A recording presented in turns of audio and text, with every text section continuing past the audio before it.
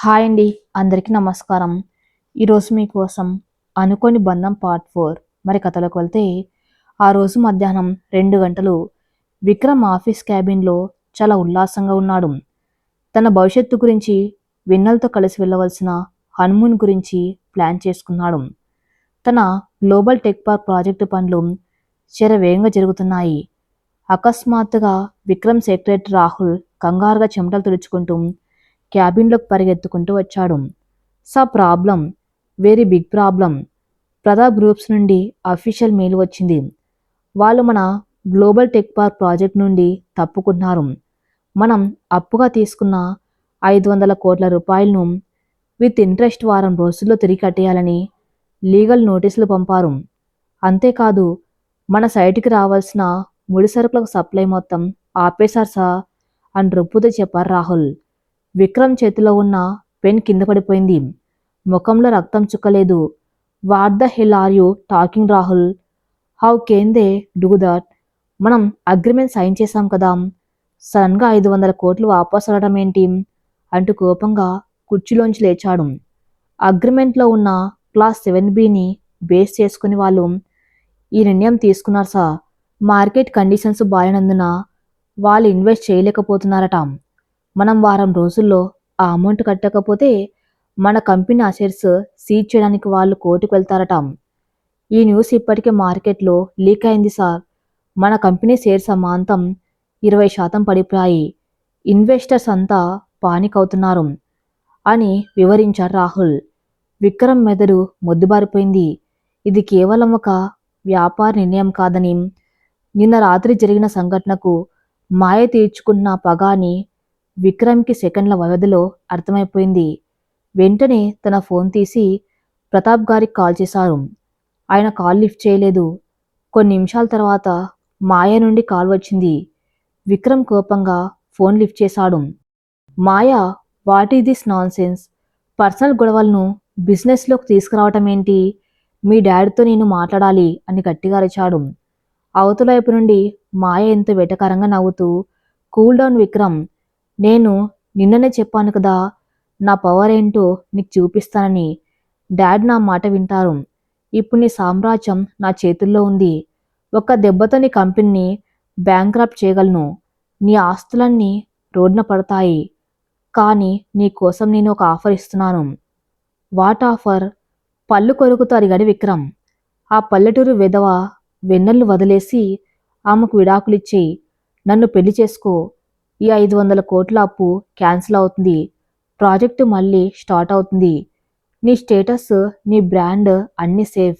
ఆ వెన్నెల ఏ నాటికైనా నీకు ఒక లయబిలిటీ. నేను మాత్రమే నీకు perfect match. Think about it Vikram. నీకు రేపటి వరకు టైం ఇస్తున్నానని చెప్పి ఫోన్ కట్ చేసింది మాయా. విక్రమ్ కోపంతో తన చేతిలో ఉన్న ఫోన్ని గోడకేసి కొట్టాడు. ఫోన్ ముక్కలైపోయింది. ఒకవైపు తన తండ్రి, నాయనం ప్రాణంగా ప్రేమించుకున్న వ్యాపార సామ్రాజ్యం, వందల మంది ఉద్యోగ జీవితాలు. మరోవైపు తన ప్రాణంగా మారిన వెన్నెల. మాయ వేసిన ఈ ఉచ్చులో విక్రమ్ తీవ్రంగా ఇరుక్కుపోయాడు. కాని విక్రమ్ మనసులో ఒక క్షణం కూడా వెన్నెలను వదిలేయాలన్న ఆలోచన రాలేదు. ఆస్తులు పోయినా పర్వాలేదు, కానీ తన భార్యను మాత్రం వదులుకునే ప్రసక్తి లేదని విక్రమ్ గట్టిగా నిర్ణయించుకున్నాడు. కానీ 500 కోట్ల అప్పు ఎలా తీర్చాలి? బోర్డ్ ఆఫ్ డైరెక్టర్స్కు ఏం సమాధానం చెప్పాలి? ఇంట్లో నాన్నమ్మకి ఈ విషయం తెలిస్తే ఆమె గుండె తట్టుకోగలదా అన్న ఆలోచనలు విక్రమ్ని పిచ్చోని చేస్తున్నాయి. సాయంత్రం వరకు ఆఫీసులోనే ఉండి ఎందరో బ్యాంకర్స్ని, ఇతర ఇన్వెస్టర్స్ని కలిశాడు విక్రమ్. కానీ ప్రతాప్ గారు మార్కెట్లో తన పలుకుబడి ఉపయోగించి ఎవరు విక్రమ్కి సహాయం చేయకుండా బ్లాక్ చేశారు. అన్ని దారులు మూసుకుపోయాయి.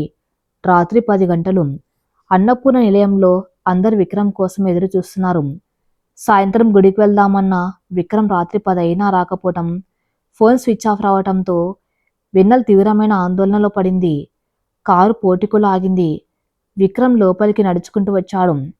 విక్రమ్ ముఖంలో ఉదయం ఉన్న వెలుగు లేదు. కళ్ళు అలసిపోయి ఉన్నాయి. జుట్టు చెదిరిపోయి టై లూజ్ చేసుకుని ఒక ఓడిపోయిన సైనికుల్లా లోపలికి వచ్చాడు. జానకి కంగారుగా వెళ్ళి, ఏంట్రా విక్రమ్, ఎంత లేట్ అయింది? ఫోన్ కూడా స్విచ్ ఆఫ్ వస్తుంది. వెన్నెల నీ కోసం 1000 కళ్ళతో ఎదురు చూస్తుంది అని అంది. విక్రమ్ తన బాధను బయటకు కనపన్నివ్వకుండా కవర్ చేసుకుంటూ, ఏం లేదమ్మా, ఫోన్ కింద పడి పగిలిపోయింది. ఆఫీస్లో కొంచెం మీటింగ్స్ ఎక్కువయ్యాయి, అందుకే లేట్ అయింది. నేను ఫ్రెష్ అయి వస్తాను అని గదిలోకి వెళ్ళిపోయాడు. అన్నపూర్ణమ్మ, విశ్వనాథ్ కూడా విక్రమ్ ముఖంలో ఏదో తేడా గమనించారు, కానీ అడగలేదు. విక్రమ్ డైనింగ్ టేబుల్ దగ్గర కూర్చున్నాడు. వెన్నెల స్వయంగా విక్రమ్కి అన్నం వడ్డిస్తుంది. విక్రమ్ చూపులు శూన్యంలోకి చూస్తున్నాయి. అన్నం కలుపుతున్నాడే కానీ ఒక ముద్ద కూడా గొంతు దిగడం లేదు. వెన్నెల దీన్ని గమనించింది. ఉదయం అంత సంతోషంగా వెళ్ళిన మనిషి ఇప్పుడు ఒక కదిలే శవంలా ఎందుకున్నాడని ఆమె గుండె కేడిసింకేస్తుంది. విక్రమ్ 2 ముద్దలు తిని చేతులు కడుక్కొని గదిలోకి వెళ్ళిపోయాడు. వెన్నెల కూడా తన పనులు ముగించుకుని గదిలోకి వచ్చింది. గదిలో లైట్స్ ఆఫ్ చేసి ఉన్నాయి. కేవలం బాల్కనీ నుండి వస్తున్న వెన్నెల వెలుతురులో విక్రమ్ సోఫాలో తల పట్టుకుని కూర్చుని ఉన్నాడు. విక్రమ్ కళ్ళల్లోంచి కన్నీళ్లు రాలుతున్నాయి. ఎంతో ధైర్యవంతుడు, అహంకారైన విక్రమ్ మొదటిసారి భయంతో, నిస్సహాయతతో కన్నీళ్లు పెట్టుకుంటూ ఉన్నాడు. వెన్నెల నెమ్మదిగా విక్రమ్ దగ్గరకు వెళ్ళింది. విక్రమ్ పక్కన కింద కూర్చుని విక్రమ్ చేతుల మీద తన చేతులు వేసింది. విక్రమ్ ఉలిక్కిపడి తలెత్తి చూశాడు. ఎదురుగా వెన్నెల కళ్ళల్లో అంతులేని ప్రేమ, విక్రమ్ బాధను పంచుకోవాలని తపన కనిపిస్తున్నాయి. ఏమైందండి? ఉదయం నుండి ఏదో జరిగింది. మీరు నా దగ్గర దాచాలని చూస్తున్నారు. మీ ముఖం చూస్తే నాకు అర్థం కాదా? నేను మీ భార్యను. మీ సంతోషంలోనే కాదు, మీ కష్టంలో కూడా సగం భాగం నాదే. నాతో చెప్పండి, ఏమైంది అని ఎంతో మృదువుగా భరోసాగా అడిగింది వెన్నెల. వెన్నెల గొంతు వినగానే విక్రమ్ తన్ను తాను ఆపుకోలేకపోయాడు. ఆమెను గట్టిగా హత్తుకుని ఒక చిన్న పిల్లాల్లా వెక్కి వెక్కి ఏడ్చాడు. వెన్నెల విక్రమ్ వీపు నిమురుతూ ఓదార్చింది. కొద్దిసేపటికి విక్రమ్ తేరుకొని జరిగిన విషయం మొత్తం వెన్నెలకు చెప్పాడు. మాయా నా బిజినెస్ని టార్గెట్ చేసిన వెన్నెల. ప్రతాప్ అంకుల్ తన ఫండ్స్ మొత్తం ఆపేశాడు. వారం రోజుల్లో 500 కోట్లు కట్టకపోతే నా కంపెనీని సీజ్ చేస్తారు. ఇంట్లో నాన్నమ్మకి ఈ విషయం తెలిస్తే ఆమె గుండె తట్టుకోలేదు. ఎన్ని బ్యాంకులు తిరిగినా ఎవరు అప్పు ఇవ్వడం లేదు. నన్ను క్షమించి వెన్నెల. నేను సంతోషంగా చూసుకున్నానని మాట ఇచ్చాను, కానీ నేను నిన్ను రోడ్డు మీద నిలబెట్టే పరిస్థితి వస్తుంది. మాయ నన్ను సర్వనాశనం చేసింది అంటూ బాధతో తలదించుకున్నాడు విక్రమ్. వెన్నెల ఇదంతా విన్నాక ఏమాత్రం పానిక్ అవ్వలేదు. ఆమె ఒక సాధారణ మిడిల్ క్లాస్ అమ్మాయి. డబ్బు కష్టాలు, అప్పుల బాధలు ఆమె కొత్తేమీ కాదు. ఆ కష్టాలను ఎదుర్కోవడానికి ధైర్యం కావాలని ఆమెకు తెలుసు. ఆమె విక్రమ్ పక్కన కూర్చొని విక్రమ్ కన్నీళ్లు తన చేతి తుడిచింది. ఇంత చిన్న విషయానికి మీరు ఇంతగా కృంగిపోతున్నారా అండి? ఈ సామ్రాజ్యాన్ని మీరు గాల్లోని సృష్టించలేదు. మీ నాన్నమ్మ, మీరు రాత్రింబవళ్ళు కష్టపడి మీ మేధస్సుతో నిర్మించారు. డబ్బనేది వస్తుంది పోతుంది, కానీ మీ బుర్రలో ఉన్న టాలెంట్, మీ ఆత్మవిశ్వాసం ఆ మాయ లాక్కోలేరు కదా అని గంభీరంగా అంది వెన్నెల. విక్రమ్ ఆమె వైపు ఆశ్చర్యంగా చూశాడు. కానీ వెన్నెల, 500 కోట్లు చిన్న మొత్తం కాదు. నేను దివాలా తీస్తే సమాజంలో నా పరువు అని ఏదో చెప్పబోయాడు. వెన్నెల విక్రమ్ పెదవులపై వేలు వేసి ఆపింది. పరువు ఆస్తుల్లో ఉండదండి, పడిపోయిన మళ్ళీ నిలబడే ధైర్యంలో ఉంటుంది. మాయ మిమ్మల్ని భయపెట్టి నన్ను దూరం చేయాలని చూస్తుంది, కానీ ఆమెకు తెలియదు మీరు నా భర్త. పట్టుపరుపుల మీద పడుకున్నా, రేపొద్దున రోడ్డు మీద నిలబడ్డా నేను మీ చెయ్యి వదలను. అప్పుల వాళ్ళు వస్తే నా ఒంటి మీద ఉన్న ఈ నగలు మొత్తం తీసిచ్చేద్దాం. ఈ బంగ్లా అమ్మేద్దాం. ఒక చిన్న అద్దె ఇంట్లో ఉందాం. మీరు మళ్ళీ 0 నుండి మొదలు పెట్టండి. నేను మీకు అండగా నిలబడతాను. కానీ ఆ మాయ ముందు దయచేసి మీరు తలవంచకండి అని ఎంతో ఆత్మవిశ్వాసంతో ధైర్యంగా చెప్పింది వెన్నెల. వెన్నెల మాటలు విక్రమ్ నరనరాల్లో ఓ కొత్త రక్తాన్ని ఉరకలెత్తించాయి. ఎంతోమంది బిజినెస్ అడ్వైజర్స్, చార్టర్డ్ అకౌంటెంట్స్ ఇవ్వలేని ధైర్యాన్ని తన భార్య తన ఒక్క మాటతో ఇచ్చింది. ఆమె ఒక సాధారణ గృహిణి కాదు. కష్టం వస్తే తన వెన్నంటి నిలిచి అపర భద్రకాళి అని విక్రమ్కి అర్థమైంది. వెన్నెల, నువ్వు మనిషివి కాదు, దేవి ఇన్ని కోట్లు కోల్పోతున్నానని చెబితే ఏ భార్య అయినా భయపడుతుంది. కాను నువ్వు అద్దె ఇంటికి రావడానికైనా సిద్ధపడుతున్నావా? నీలాంటి భార్య దొరికిన నేను నిజంగా అదృష్టవంతుణ్ణి. ఐ ప్రామిస్ వెన్నెల, నేను ఓడిపోను. నా బ్రెయిన్ యూజ్ చేసి ఈ క్రైసిస్ నుండి ఎలా బయటపడాలో ఆలోచిస్తాను. మాయకు నా సత్తా చూపిస్తాను అని గట్టిగా నిర్ణయించుకున్నాడు విక్రమ్. ఆ రాత్రి విక్రమ్ నిద్రపోలేదు. తన ల్యాప్టాప్ ఓపెన్ చేసి company balance sheets, project details చూస్తూ ఎక్కడ డబ్బు అరేంజ్ చేయొచ్చో అని తీవ్రంగా ఆలోచిస్తున్నాడు. వెన్నెలకు నిద్రపోకుండా విక్రమ్కి వేడి కాఫీలు కలుపుకుంటూ ఇస్తూ విక్రమ్ పక్కనే కూర్చుని తోడుగా నిలబడింది. తెల్లవారేసరికి విక్రమ్కి ఒక ఆలోచన వచ్చింది. కానీ అది అమలు చేయాలంటే చాలా రిస్క్తో కూడుకున్న పని. అంతేకాకుండా వెన్నెల కూడా తన వంతుగా ఒక కీలక నిర్ణయం తీసుకుంది. తను అకౌంటెంట్గా పనిచేసిన అనుభవంతో మాయ తండ్రి కంపెనీ అకౌంట్స్లో ఉన్న ఒక పెద్ద స్కామ్ను బయటపెట్టడానికి ఆమె ఒక ప్లాన్ వేసింది.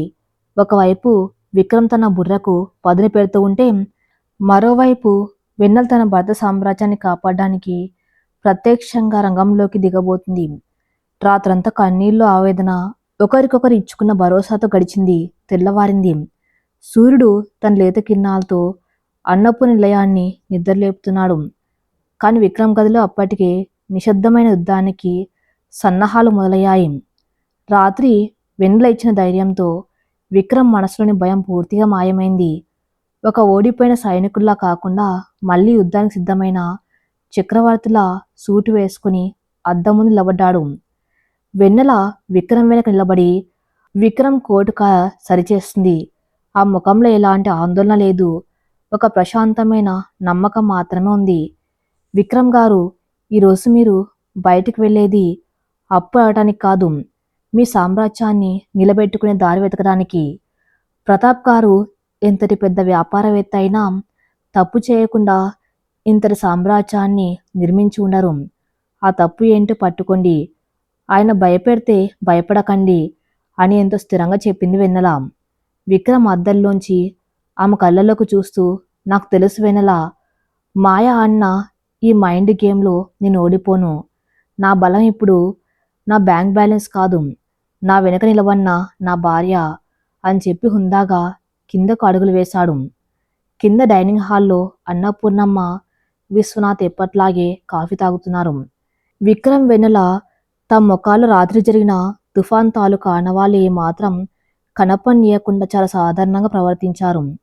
ఎందుకంటే 500 కోట్ల అప్పు విషయం కానీ, మాయ కుట్ర విషయం కానీ అన్నపూర్ణమ్మకు తెలిస్తే ఆమె గుండె తట్టుకోలేదని వాళ్లకు తెలుసు.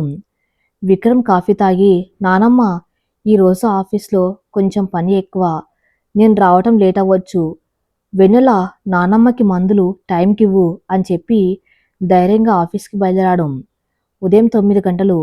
Vikram group of industries head office. క్యాబిన్ల వాతావరణం నిప్పుల కొలిమిలా ఉంది.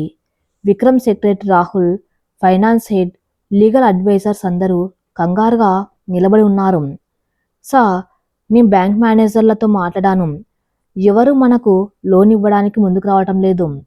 ప్రతాప్ గారు మార్కెట్లో తనకున్న పలుకుబడి అంతా వాడి మనకెక్కడ ఫండ్స్ దొరకకుండా బ్లాక్ చేసేశారు. ఇంకో 6 రోజుల్లో మనం 500 కోట్లు వాళ్ళ అకౌంట్లో వేయకపోతే రేపు సోమవారం ఉదయాన్నే మన ప్రాజెక్టు సీజ్ అవుతుంది సార్ అని తుడుచుకుంటున్న చెమటతో చెప్పాడు ఫైనాన్స్ హెడ్. విక్రమ్ కళ్ళు మూసుకుని దీర్ఘంగా ఆలోచిస్తున్నాడు. వాళ్ళు లీగల్గా మనల్ని ఇరికించారు. మనం లీగల్గానే వాళ్లకు సమాధానం చెప్పాలి. ప్రతాప్ గ్రూప్స్కి సంబంధించిన పాత ప్రాజెక్టు ఫైల్స్ అన్నీ బయటకు తీయండి. ఎక్కడొక చోట వాడు తప్పు చేసి ఉంటాడు. కీప్ డిగ్గింగ్ అని ఆర్డర్ వేశాడు విక్రమ్. ఆ రోజంతా విక్రమ్ ఎందరో ఇన్వెస్టర్స్కి ఫోన్ చేశాడు.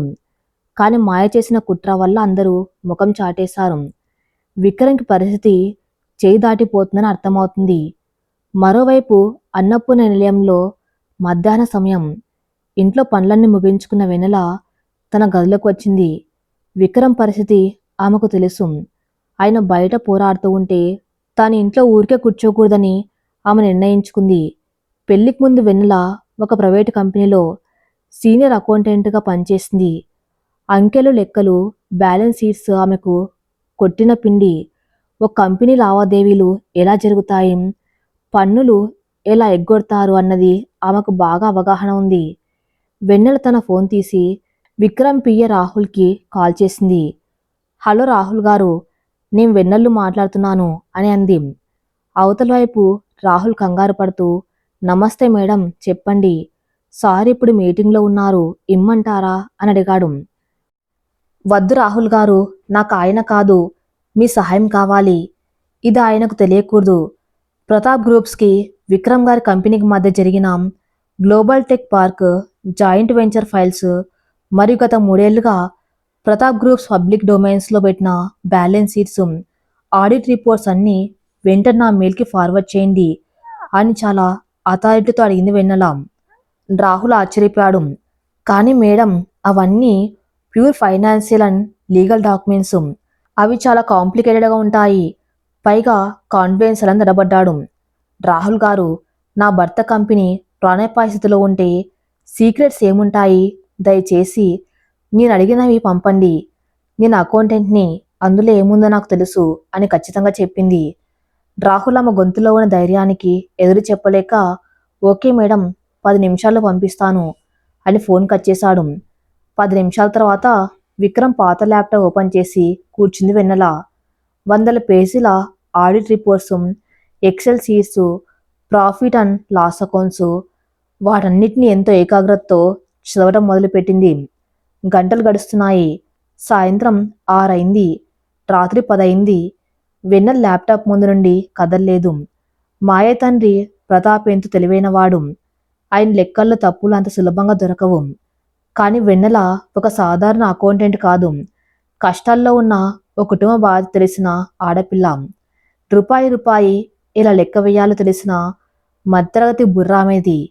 1000 కోట్లున్నా అందులో ఎక్కడో ఒక చిల్లికవ తప్పు దాగి ఉంటుందని ఆమెకు తెలుసు.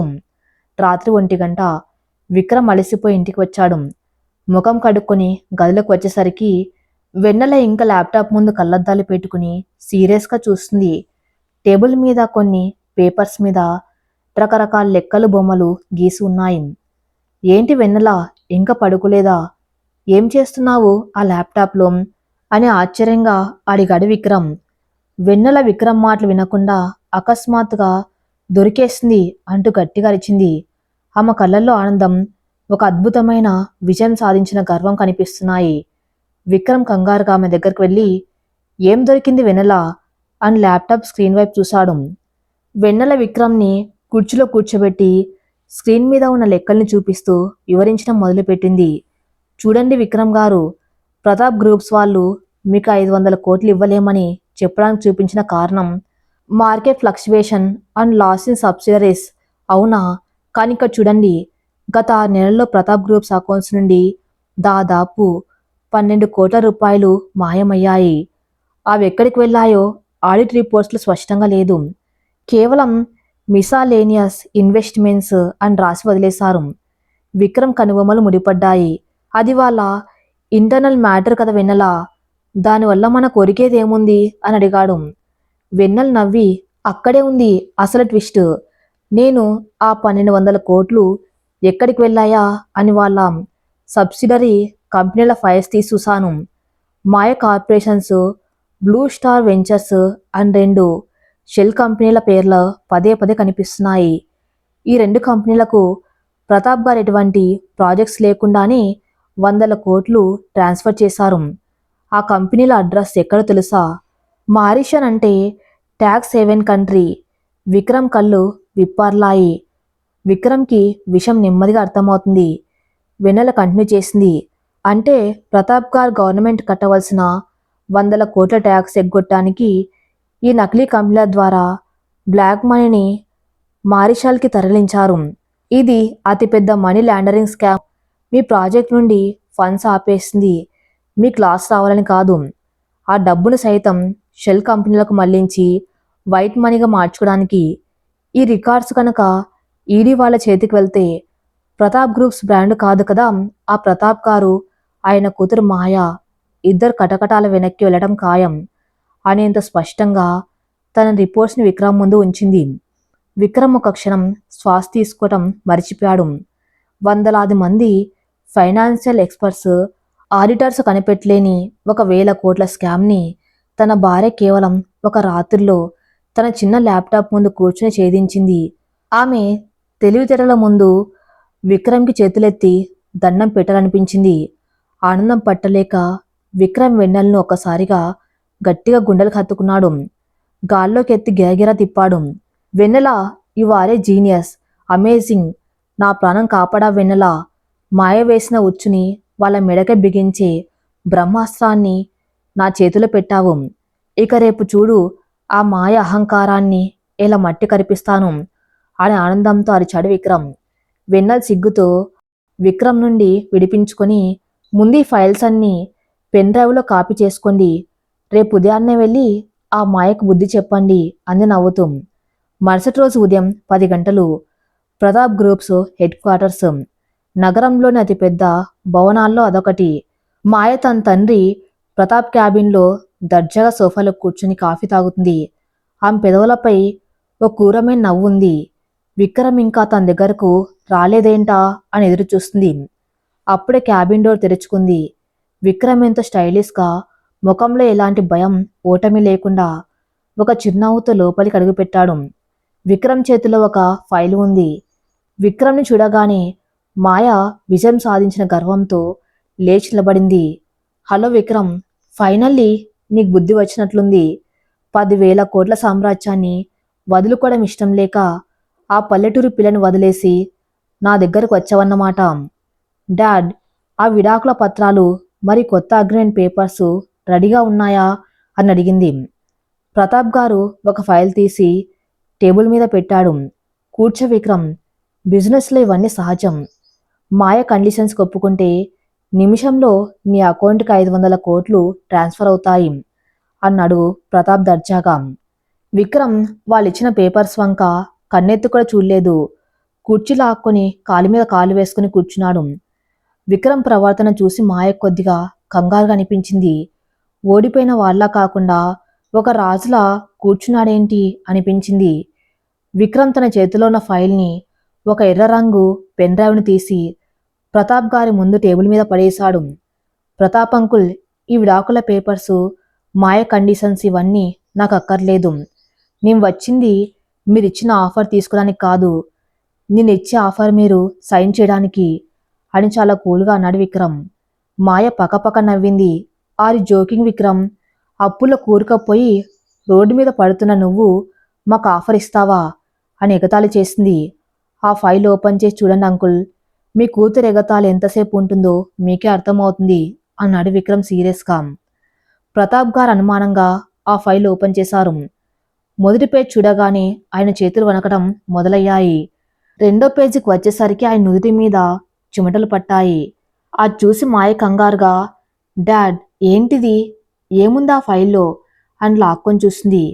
ఆమెకు అందులో ఉన్న లెక్కలు అర్థం కాకపోయినా మాయ కార్పొరేషన్స్, బ్లూ స్టార్ట్ వెంచర్స్ అన్న పేర్లు చూడగానే ఆ ముఖం కూడా పాలిపోయింది.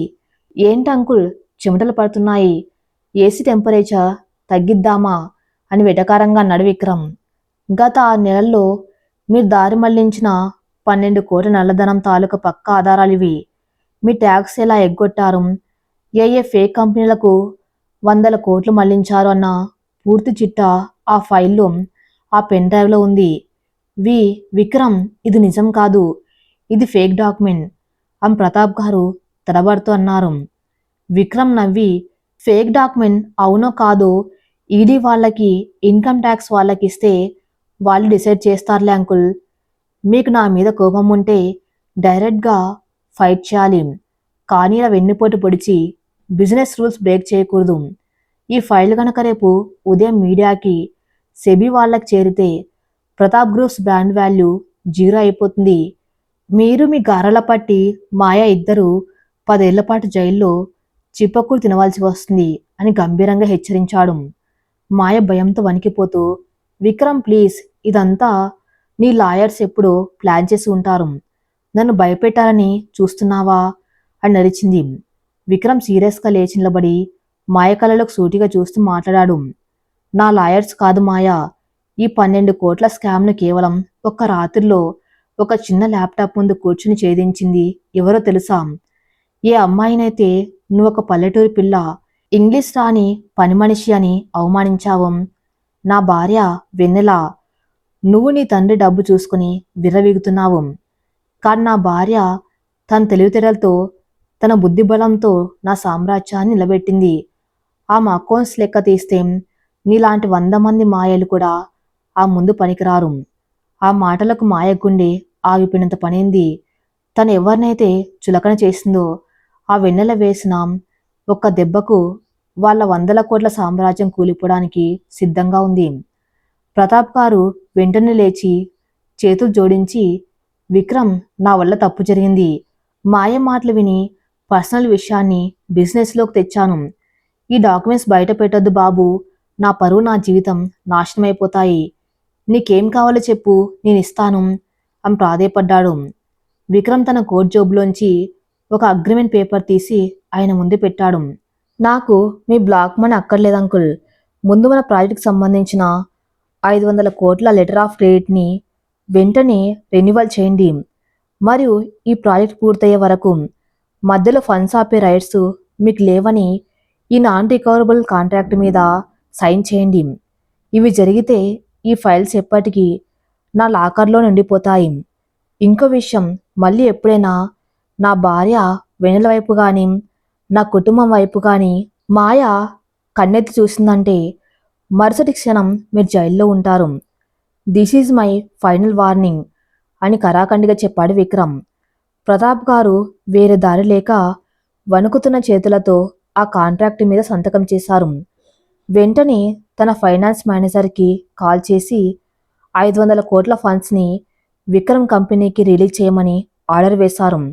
మాయ పీకల దాకా వచ్చిన అవమానంతో తలదించుకొని అక్కడే కూర్చుండిపోయింది.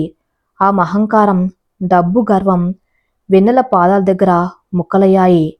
విక్రమ్ ఆ కాంట్రాక్ట్ పేపర్స్ తీసుకుని, good bye uncle, thanks for the cooperation అని చెప్పి రొమ్ము విరుచుకొని ఓ విజేతలా ఆ క్యాబిన్లోంచి బయటకు వచ్చాడు. మధ్యాహ్నం 2 గంటలు. అన్నపూర్ణ నిలయంలో వెన్నెల పూజా మందిరంలో కూర్చుని దేవుణ్ణి ప్రార్థిస్తుంది.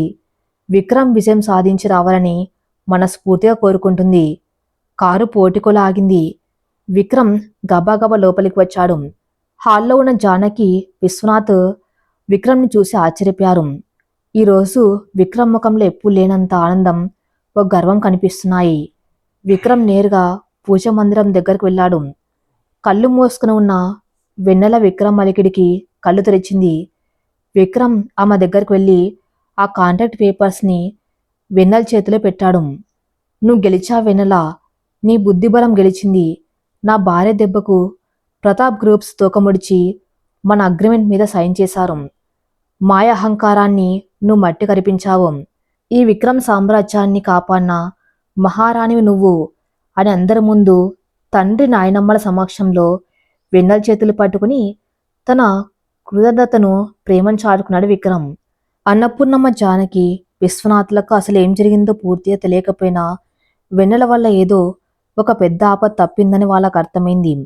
వాళ్ళు ఎంతో సంతోషంతో వెన్నెలను ఆశీర్వదించారు. వెన్నెల కళ్ళల్లో ఆనంద బాష్పాలు, విక్రమ్ కళ్ళల్లో ఒక అమూల్యమైన రత్నం దొరికిందన్న సంతృప్తి.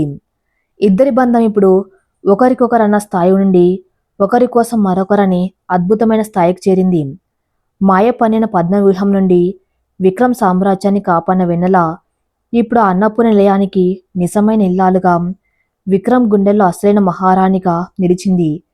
ఇన్నాళ్ళు తన భార్య అంటే కేవలం ఒక బాధ, ఒక కాంప్రమైజ్ అనుకున్న విక్రమ్ మనసులో ఇప్పుడు వెన్నెల అంటే అంతులేని ప్రేమ, ఏనలేని గౌరవం ఏర్పడ్డాయి.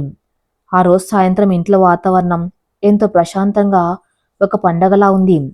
రాత్రి 8 గంటలు. వెన్నెల వంటగదిలో రాత్రి భోజనానికి ఏర్పాట్లు చేస్తుంది. అప్పుడే విక్రమ్ అక్కడికి వచ్చాడు. ముఖంలో ఒక అందమైన చిరునవ్వు, కళ్ళల్లో ఏదో చెప్పాలని ఉబలాటం. వెన్నెల అని నెమ్మదిగా పిలిచాడు. వెన్నెల చేతిలో ఉన్న గరిటె పక్కన పెట్టి, చెప్పండి, కాఫీ కావాలా అని అడిగింది. విక్రమ్ ఆమె దగ్గరకు వచ్చి, కాఫీ కాదు, నువ్వు కావాలి. వెళ్ళి త్వరగా రెడీ అవ్వు, మనం బయటికి వెళ్తున్నామన్నాడు. బయటిక ఈ సమయంలోన అత్తయ్య గారు అమ్మమ్మ గారు భోజనానికి ఎదురు చూస్తున్నారు కదా, వాళ్ళకు వడ్డించాలి అని కంగారుగా అంది వెన్నెల. అప్పుడే జానకి నవ్వుతూ వంటగదిలోకి వచ్చి, నువ్వు మా భోజనాల గురించి టెన్షన్ పడకు వెన్నెల, పని వాళ్ళు చూసుకుంటారు. విక్రమ్ ఉదయం నుండి నీకోసం ఏదో సర్ప్రైజ్ ప్లాన్ చేస్తున్నాడు, వాడితో వెళ్ళు అని ప్రోత్సహించింది. అత్తయ్య మాట కాదనిలేక వెన్నెల గదిలోకి వెళ్ళి తనెంతో ఇష్టంగా కట్టుకుని ఒక లేత గులాబీ రంగు కాటన్ సిల్క్ చీర కట్టుకుంది. జుట్టును వదులుగా వదిలి నుదుట చిన్న బొట్టు, కళ్ళకు కాటుక పెట్టుకుంది. సాధారణంగా ఉన్న ఆమె అందం ఆకాశంలో ఉన్న చందమామను కూడా అసూయ పల్లె చేస్తుంది. ఇద్దరు కారులో బయలుదేరారు. హైదరాబాద్ నగరపు రద్దీని దాటుకుంటూ కారు శివర్ల వైపు ప్రయాణిస్తుంది. చల్లటి గాలికి వెన్నెల ముంగుర్లు ఎగురుతున్నాయి. కారులో ఎంతో మధురమైన మెలోడీ పాట ప్లే అవుతుంది. విక్రమ్ డ్రైవింగ్ చేస్తూనే పదే పదే వెన్నెల వైపు చూస్తున్నాడు. ఆమెకిది ఎక్కడికి వెళ్తున్నారో తెలియని ప్రయాణం. కానీ తన భర్త పక్కన ఉండటంతో ఎలాంటి భయం లేదు. దాదాపు గంట ప్రయాణం తర్వాత కారు ఒక అందమైన ప్రైవేట్ రిసార్ట్ ముందు ఆగింది. ఆ రిసార్ట్ మొత్తం ఎర్రటి గులాబీలు, క్యాండిల్ లైట్స్తో ఎంతో అద్భుతంగా అలంకరించబడి ఉంది. అక్కడ వాళ్ళిద్దరు తప్ప ఇంకెవ్వరు లేరు. ఇదంతా విక్రమ్ స్వయంగా వెన్నెల కోసం డిజైన్ చేయించిన surprise candle light dinner. Car దిగ్గానే వెన్నెల వాతావరణం చూసి ఆశ్చర్యపోయింది. ఏంటిదంతా, ఇక్కడ ఎవరు లేరేంటి అని అడిగింది అమాయకంగా. విక్రమ్ ఆమె చెయ్యి పట్టుకుని, ఇక్కడ ఎవరు ఉండరు వెన్నెల, ఇది కేవలం మన ఇద్దరి కోసం. ఇన్నాళ్ళు నా బిజినెస్, నా అహంకారం, నా టెన్షన్ మధ్య నేను నీకు ఇవ్వాల్సిన సమయాన్ని, ప్రేమని ఇవ్వలేకపోయాను. ఈ రాత్రి కేవలం నీది నాది అంటూ ఆమెను ఆ క్యాండిల్ లైట్స్ మధ్యగా నడిపించుకుంటూ వెళ్ళాడు. మధ్యలో ఉన్న ఒక టేబుల్ దగ్గర ఇద్దరు కూర్చున్నారు. చుట్టూ ఉన్న చిన్నపాటి నీటి కులంలో పూల రేకులు తేలుతున్నాయి. ఆ వెలుగులో వెన్నెల ముఖం మరింత కాంతివంతంగా వెలిగిపోతుంది. విక్రమ్ తన జోబులోంచి ఒక చిన్న వెల్వెట్ బాక్స్ తీసి టేబుల్ మీద పెట్టాడు. వెన్నెల ఆశ్చర్యంగా ఆ బాక్స్ వైపు చూసి, ఏంటిది అని అడిగింది. విక్రమ్ కుర్చీలోంచి లేచి వెన్నెల దగ్గరకు వచ్చి ఒక కాలు కింద పెట్టి కూర్చున్నాడు. ఓ కోటీశ్వరుడైన తన భర్త తన ముందు అలా మోకలిరటం చూసి వెన్నెల కంగారుగా లేవబోయింది. కూర్చో వెన్నెల అని విక్రమ్ చేత్తో ఆమెను ఆపి ఆ బాక్స్ ఓపెన్ చేశాడు. అందులో ఖరీదైన డైమండ్ నెక్లెస్ కానీ, ఉంగరం కానీ లేవు. అందులో ఉన్నవి 2 అద్భుతమైన వెండి పట్టీలు. వెన్నెల కళ్ళల్లో నీళ్లు తిరిగాయి. పెళ్లి రోజు రాత్రి ఈ అహంకారి నీతో ఒక మాట అన్నాడు గుర్తుందా? ఈ గత్తెలపులు మూసాక నువ్వు నా భార్యవి కావు, నేను నీకు భర్తను కాను అని. ఆ రోజు నీ ఆత్మాభిమానాన్ని నేను ఎంతగా గాయపరిచానో తలుచుకుంటే నా మీద నాకే అసహ్యం వేస్తుంది వెన్నెల. విక్రమ్ గొంతులో పశ్చాత్తాపం స్పష్టంగా తెలుస్తుంది. ఆయన మాటలకు వెన్నెల కన్నీళ్ళు రాలి చీర అంచును తలుపుతున్నాయి. కాను నువ్వు నా అహంకారాన్ని నీ సహనంతో గెలిచావు. నా కోపాన్ని నీ ప్రేమతో కరిగించావు. నా కుటుంబాన్ని, నా సామ్రాజ్యాన్ని నీ ప్రాణంగా భావించి కాపాడావు. నా ఆస్తులు కాదు, నీ మనసు 100 కోట్ల విలువైందని నాకు నిరూపించావు. నా ఇగో, నా స్టేటస్ అన్నీ ఎప్పుడో నీ కాళ్ళ దగ్గర ఓడిపోయాయి వెన్నెల. ఆ రోజు నేను చేసిన అగ్రిమెంట్ని ఈరోజు చించేస్తున్నానని చెప్పి నెమ్మదిగా వెన్నెల పాదాలను తన చేతుల్లోకి తీసుకున్నాడు విక్రమ్.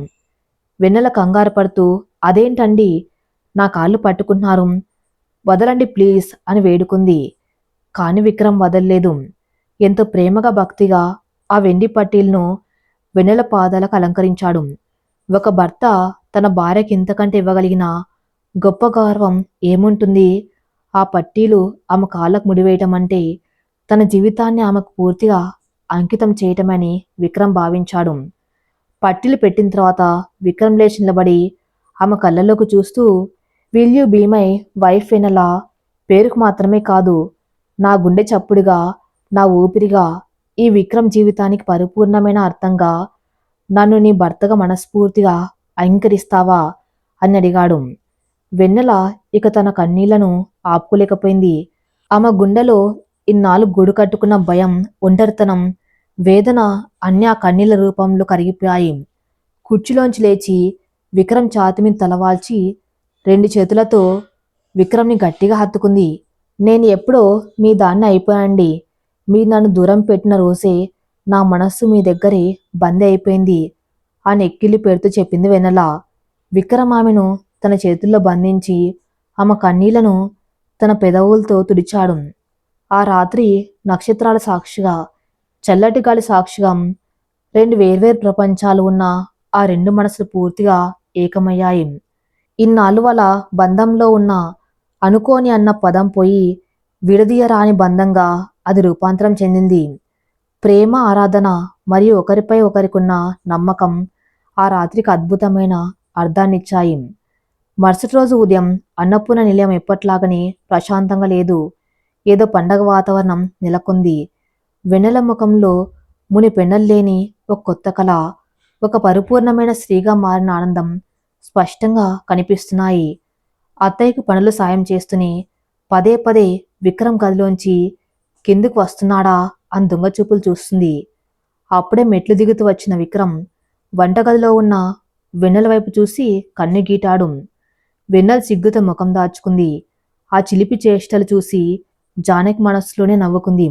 సరిగ్గా అదే సమయంలో బంగ్లా గేట్ తీసుకుని ఒక ఎల్లో కలర్ ట్యాక్సీ లోపలికి వచ్చింది. ట్యాక్సీలోంచి ఒక మోడ్రన్ అమ్మాయి కిందకు దిగింది. Blue colour denim jeans, short top, భుజానికి స్లింగ్ బ్యాగ్, చేతిలో ఒక పెద్ద ట్రాలీ సూట్ కేసు పట్టుకుని ఉత్సాహంగా ఇంట్లోకి నడుచుకుంటూ వస్తుంది. ఆమె పేరు కీర్తి. కీర్తి మరెవరో కాదు, విక్రమ్ సొంత చెల్లెలు విశ్వనాథ్ జానకిల గారాల పట్టి. కీర్తి గత 2 ఏళ్లుగా లండన్లో ఫ్యాషన్ డిజైనింగ్ అండ్ బిజినెస్ మేనేజ్మెంట్లో మాస్టర్స్ చేస్తుంది.